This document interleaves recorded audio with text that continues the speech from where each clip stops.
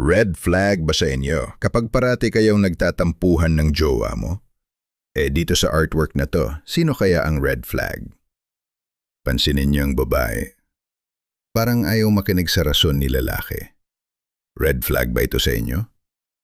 Kaya naman si lalaki, nanood na lang ng nagaganap na kasiyahan sa ibaba. Parang napagod, nakakapaliwanag. Ito kaya ang red flag sa inyo? Ang artwork na ito ay tinawag na Tampuhan, gawa ni Juan Luna.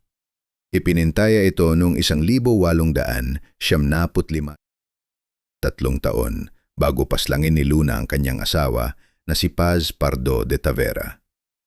May tampuhan kaya sila nito?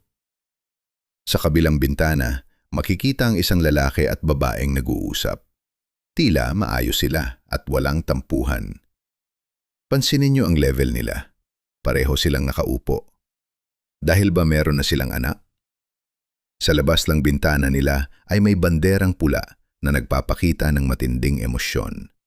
Pwedeng galit, pwedeng pagmamataas. Ano kaya ang ibig sabihin ni Luna? Sa kabila ba ng mga napakagandang artwork ni Juan Luna, siya ba ay isang malaking red flag? Katulad ng banderang pula sa painting na ito? Kwento natin to.